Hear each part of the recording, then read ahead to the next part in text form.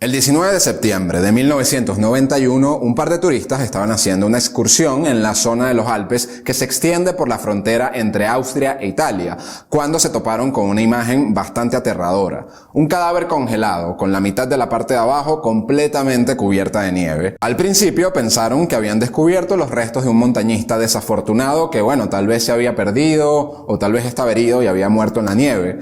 O tal vez era algo mucho más sanguinario, como la víctima de un asesinato. De todos modos, hicieron lo que haría cualquier persona decente y le avisaron a las autoridades. Resulta que sus especulaciones estaban equivocadas por unos cuantos miles de años. Sí, tal vez era una víctima de asesinato, puede que lo haya sido, pero sin duda no era un montañista que había muerto recientemente. El cuerpo pertenecía a un hombre del Calcolítico, mejor conocido como la Edad de Cobre. Muchos se han referido a él como Ötzi, el hombre de hielo, por los Alpes de Ötztal, que es donde lo encontraron, y se convirtió en una especie de celebridad al ser la momia natural más vieja de Europa. Hoy vamos a intentar algo un poco diferente en el canal y vamos a explorar la historia de un hombre completamente ausente de los registros históricos. No hay textos, no hay inscripciones, ni hay historia oral que pueda brindar información sobre su vida familiar, sus logros o sus fracasos. Todo lo que sabemos de Ötzi viene del estudio de su cuerpo momificado y de los objetos que tenía consigo cuando murió.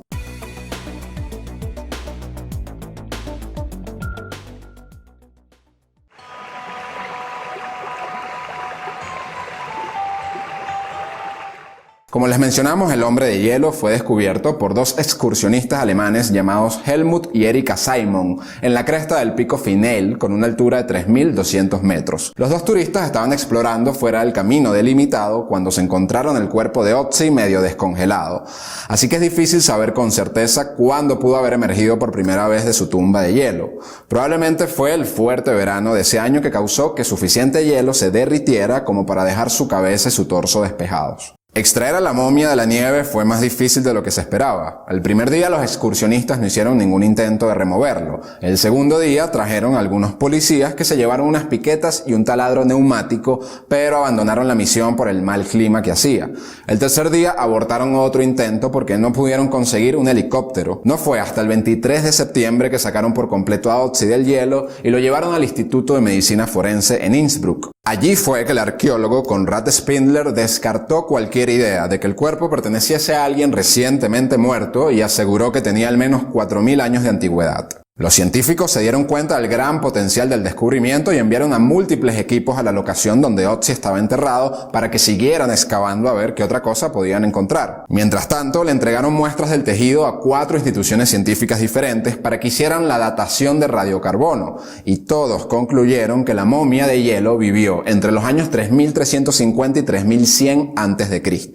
Para ponerlo en perspectiva, Ötzi ya había estado enterrado por más de 600 años cuando los antiguos egipcios apenas estaban empezando la construcción de la Gran Pirámide de Giza. Por su parte, las autoridades actuales estaban más preocupadas por el asunto de la propiedad del cuerpo. Sin ningún tipo de preocupación por las sensibilidades geopolíticas del futuro, Ötzi decidió morirse justo al lado de una frontera un poco controversial entre Austria e Italia. Según el Tratado de Saint-Germain en La Haye de 1919, la frontera entre Tirol del Norte, que queda en Austria, y Tirol del Sur, que queda en Italia, se define por el punto en que se dividen los ríos Inn y Ech. Pero cuando llegó el momento de dibujar estos bordes oficialmente en los mapas, el equipo se equivocó porque había mucha nieve y pusieron la frontera de forma incorrecta. Como resultado, Ötzi fue sacado por autoridades austriacas y llevado a un instituto austriaco. Sin embargo, 2 semanas después de su descubrimiento, el 2 de octubre de 1991, se hizo una nueva investigación que determinó que la momia de hecho estaba a 90 metros de la frontera, pero del lado italiano. Así que Tirol del Sur reclamó de forma exitosa los derechos de propiedad, aunque accedió a que la examinación científica del cuerpo fuese conducida por Austria. Por esta razón es que Ötzi lleva más de 2 décadas en el Museo de Arqueología de Tirol del Sur.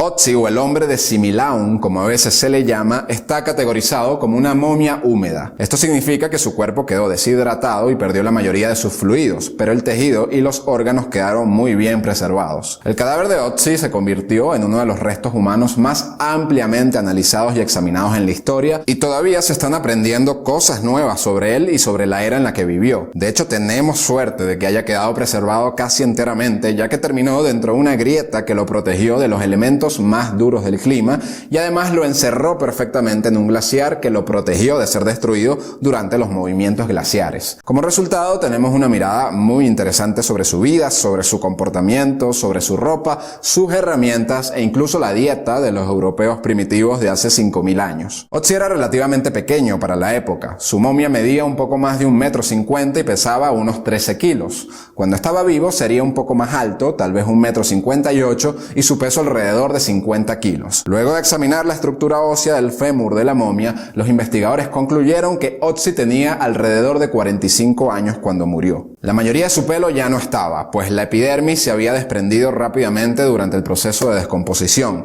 Sin embargo, sí quedaron algunos rastros que indicaban que Otzi tenía el cabello oscuro, medio largo y con restos de arsénico. Esto último, el arsénico, le sugiere a los investigadores que el hombre de hielo probablemente estaba involucrado en la fundición de metales, probablemente el cobre, ya que además tenía una cuchilla de un hacha que era prácticamente de puro cobre. Esta creencia tomó más fuerza por el hecho de que los pulmones de Otzi estaban completamente ennegrecidos con hollín, debido probablemente a la exposición prolongada y cercana al fuego. Por su parte, los científicos australianos de Canberra examinaron los isótopos de los dientes y huesos de Otzi.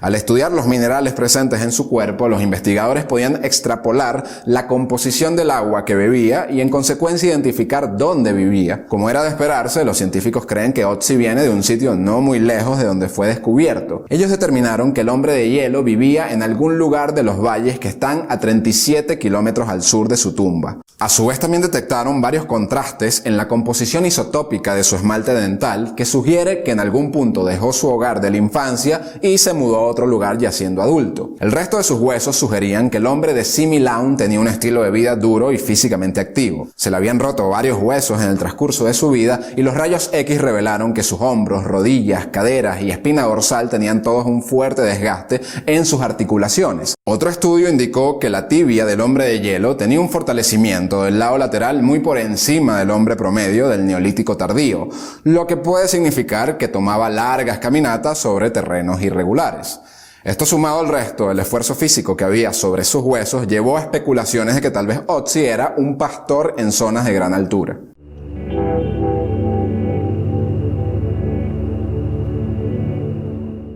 Esto tal vez no te sorprenda, pero Otzi no era un individuo particularmente sano, al menos no para nuestros estándares.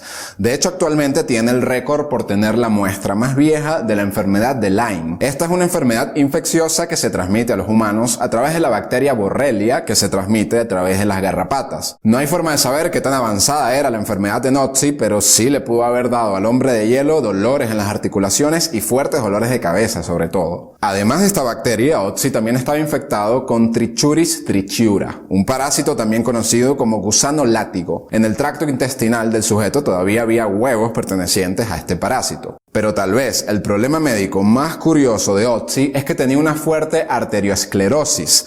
Esto consiste en un endurecimiento de las arterias que los científicos pensaban que era un problema nada más moderno. Específicamente suele ser un problema para las personas que siguen este estilo de vida de comida rápida y sedentarismo. El sobrepeso y no hacer actividad física son considerados los factores de riesgo principales junto con la bebida y el cigarro. Y aunque Otzi no comía hamburguesas ni tenía un mueble muy cómodo donde recostarse, aún así estaba a riesgo de sufrir un ataque cardíaco. Resulta que tenía una predisposición genética a la arteriosclerosis, lo que juega un rol más importante en la enfermedad de lo que se pensaba antes. Otzi también era intolerante a la lactosa, pero esto era en verdad la norma entre los europeos del Neolítico tardío.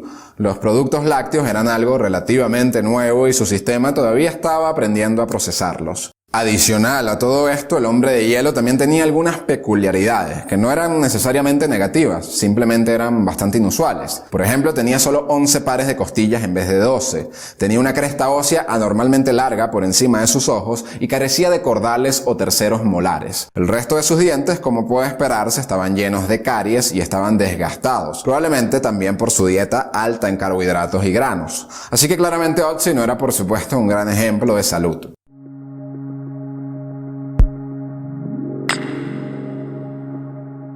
Y hablando de su dieta, los restos de Otzi estaban tan bien preservados que todavía contenían su última comida. Y parece que unas pocas horas antes de morir se atiborró de un gran banquete altísimo en grasa que le daría pena a cualquier menú de comida rápida. No se sabe si esto era algo regular para Otzi o si se dio cuenta de que iba a morir y simplemente decidió que no tenía sentido desperdiciar una buena comida. La mayoría de lo que consumió en ese gran banquete era carne de cabra salvaje, conocida como íbice. En su condición todavía tenía estrías en la fibra de la carne, lo que era una señal de que fue secada al aire o cocinada a baja temperatura para que durara más tiempo. Exámenes modernos indican que hervir la carne, asarla o prepararla de cualquier forma a más de 140 grados Fahrenheit puede causar que ese patrón de estrías simplemente desaparezca. Otzi también complementó su carne de cabra con un acompañante de venado, también llamado ciervo rojo. No sabemos bien qué parte del venado era. Con la cabra ciertamente sabemos que era músculo graso, pero con el ciervo rojo parece que se trataba de un órgano, como el hígado o el vaso. Su estómago también tenía restos de algún tipo de trigo conocido como escaña cultivada. Y más curioso todavía es que parece que el hombre de hielo incluyó en su banquete un helecho que es famoso por ser tóxico. Los investigadores todavía están confundidos sobre esto y no han encontrado una explicación. No se sabe si fue un error y Otzi pensaba que era otra cosa, o si lo usó para envolver su carne y por accidente se comió unas piezas, o si lo estaba usando como algún tipo de medicina, o quizás sabía que se estaba muriendo y simplemente pensó, bueno, ¿qué más da? Las cosas no se pueden poner peor.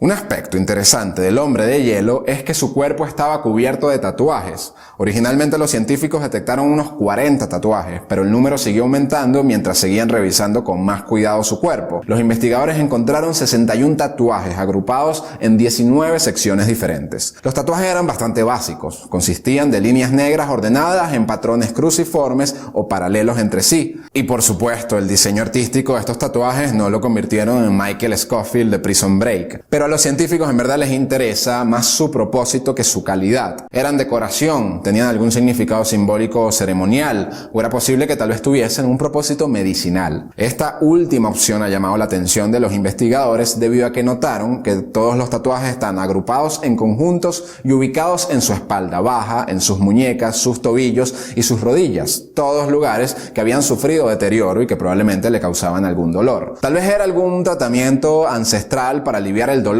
similar a la acupuntura, solo que miles de años antes de que se usara en China. Hemos cubierto casi todo lo que se puede decir sobre Otzi y sobre sus restos, pero hay mucho más que se puede discutir. Cuando el hombre de hielo fue descubierto, tenía un conjunto completo de ropa que nos dio un muy buen vistazo a la moda del Neolítico tardío. Otzi era un tipo al que le gustaba el cuero y usaba pieles de al menos 5 animales diferentes en su atuendo. Cuando uno de los investigadores ayudó a analizar y recrear su ropa, dijo que él era bastante quisquilloso y exigente cuando se trataba de seleccionar los materiales. Así que Otzi podría haber sido el primer diseñador de moda más antiguo que se conozca.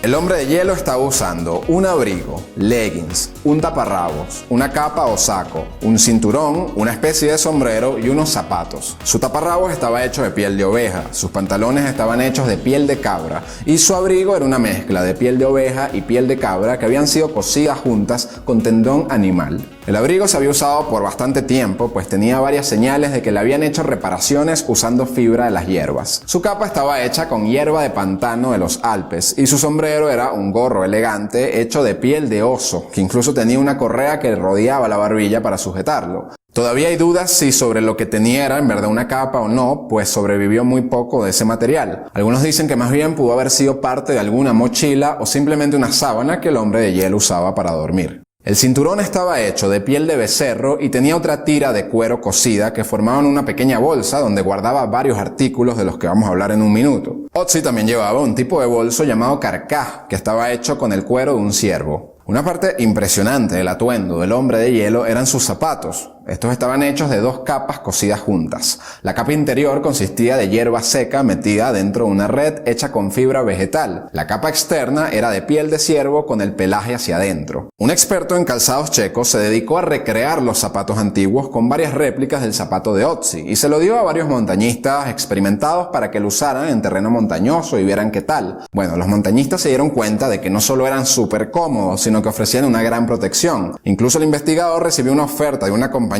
para que le diera los derechos para vender esos zapatos.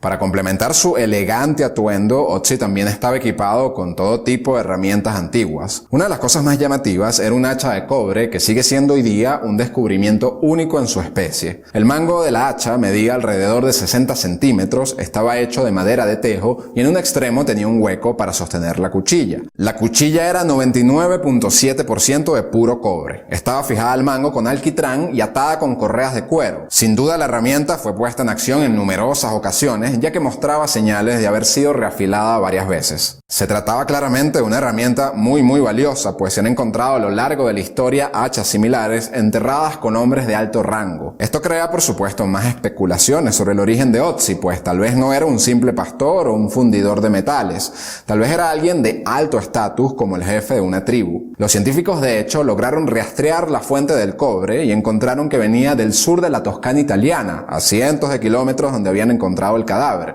pese a que la región alpina tiene sus propias fuentes de cobre. Antes que aclarar cosas, estos hallazgos solo rodean todavía más de misterio al hombre de Similaun. Había más equipos en el bolso del hombre de hielo. Ya mencionamos que también tenía un bolso conocido como carcaj y que estaba construyendo un set completo de arco y de flechas. Tenía un bastón hecho de madera de tejo en el que estaba tallando un arco que le sirviera en algún momento. También tenía 14 flechas, aunque solo 2 estaban listas, con la punta y las plumas. El carcaj también tenía algunas puntas de asta y un trozo largo de fibra vegetal que probablemente servía como la cuerda del arco. Tan singulares como el hacha eran la daga y el retocador de Otzi. La daga tenía una hojilla hecha de pedernal o sílex, un mango de madera de fresno, y sigue siendo la única daga totalmente preservada de la edad de cobre. El retocador era una herramienta que tenía confundidos a los investigadores en tanto no lograban descifrar su propósito. Se veía como un lápiz grande hecho con las ramas de un árbol de lima y con un núcleo afilado en su interior que resultó ser una pieza de un asta endurecida al fuego. Eventualmente se dieron cuenta de que el retocador lo usaban para volver a afilar otras herramientas y armas. Esto también era algo visto por primera vez en aquella época. Otzi también tenía con él 2 contenedores hechos con corteza de árbol que tenían fragmentos de carbón y de varias hojas. Debido a que la parte interior del contenedor estaba ennegrecida, los investigadores especulan que lo usaban para prender brasas que pudiesen iniciar fogatas o incendios. El resto del equipo incluía varias piezas de varas y tablones de madera que alguna vez formaron parte de una mochila, un cinturón para pájaros usado para transportar aves y 2 piezas de hongos que las enrollaban en tiras de cuero y probablemente las usaban como medicina.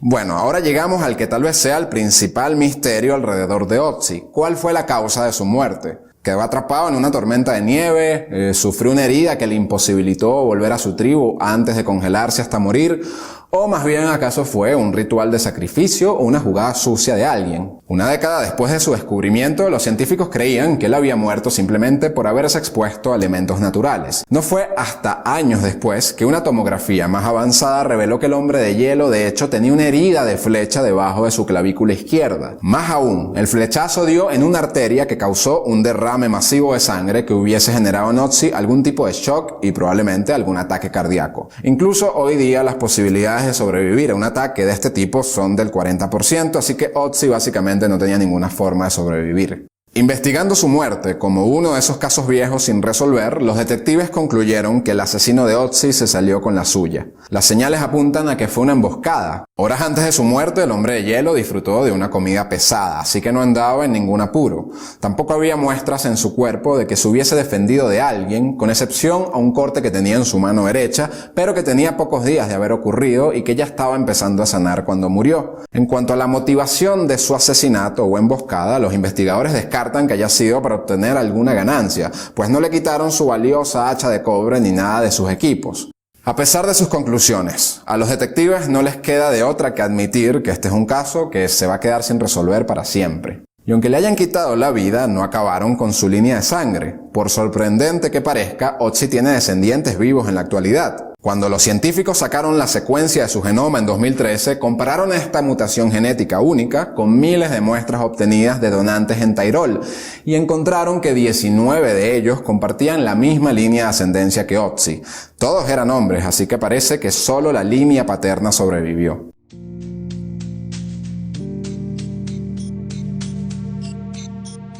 Y la controversia siguió a Otzi hasta su muerte. Ya mencionamos que hubo un pequeño roce entre Austria e Italia sobre quién era el dueño de los restos, pero ese asunto se resolvió muy rápidamente y se queda pequeño al lado de la disputa legal entre los descubridores originales y el gobierno de Tirol del Sur. De acuerdo con la ley italiana, Erika y Helmut Simon tenían derecho a una comisión o tarifa por haber descubierto al hombre de hielo, equivalente al 25% de su valor total. Sin embargo, el gobierno de la provincia simplemente se rehusó a pagarles esto, alegando que ellos fueron los que cubrieron los gastos para remover y preservar la momia. En 1994 les ofrecieron una pequeña recompensa de 5.200 euros, pero los Simons la rechazaron y fueron a tribunales. No fue hasta 2008, 17 años después, que el asunto fue resuelto. Aunque Helmut Simon ya había muerto, su viuda recibió 150.000 euros. Simon, de hecho, había muerto en una fuerte tormenta de nieve mientras hacía excursionismo no muy lejos de la zona donde había sido encontrado el hombre de hielo. Y esta fue solo una de varias muertes bizarras de personas que habían estado vinculadas a Otzi, lo que empezó a generar rumores de que había una maldición similar a la de los faraones. Por supuesto, ya que cientos de personas estuvieron involucradas con el descubrimiento y el estudio del hombre hielo, pues que un par de ellos hayan muerto en circunstancias extrañas en el transcurso de varias décadas es relativamente natural, pero la maldición del hombre de hielo sin duda que fortalece toda la mística que aún hay hoy día en torno a Otzi. Espero que hayan disfrutado de esta historia tan peculiar del hombre de hielo. Si fue así, por favor denle un me gusta y tampoco olviden suscribirse. Los invito a que dejen cualquier tipo de comentario, sugerencia o pregunta y también a que compartan este video con los amigos que saben que les gusta la historia. Muchas gracias por vernos.